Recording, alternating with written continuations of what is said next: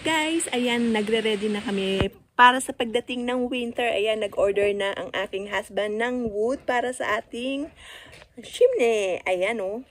Okay, so ina-arrange niya na ang mga na-receive na wood. Ayan, oh. Ganyan ang aming mga wood na ino-order. Dry na siya para madaling magamit. Okay. How are you, Munamur? I'm good. You're not tired? No. Okay. Arrange bien. Ouais. Yeah, ayan. At inaayos niya. Dito yung mga old na natira namin last time. Ayan, marami pa rin. Pero sabi ko is baka mas malamig ngayon. Kaya mas okay na umorder ng marami. At alam niyo ba kung magkano ang presyo nito?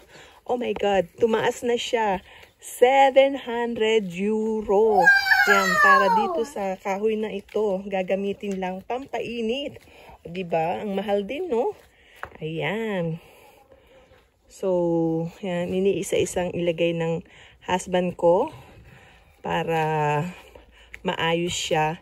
And then, sinasalansan niya ng maayos para madali kong abutin doon. Yan. Okay, ayan o, yung ating pakwan. Ang laki. Yun. Okay, at dito naman yung ating chicken. Ayan. Okay, busy. Ayan, mamaya lang is matatapos niya. Tatapusin niya na daw habang walang araw. Ayan o, medyo makulimlim ngayon. Ayan, nagtatago si Haring Araw. Yan, kaya masarap mag-work. At dito naman yung ating swimming pool. Ayun, medyo pero kahit na malamig is tayo'y mag-swimming para na rin sa ating exercise. Ayan. Wako! Pagay! Ayan. Oh, kung matapos niya ngayon yan. You can finish this today, Munamur? Are you sure? Or you need help?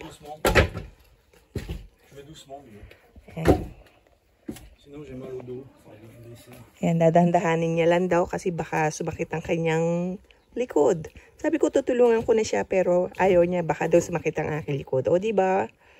Talagang ma-caring sa akin ng aking husband.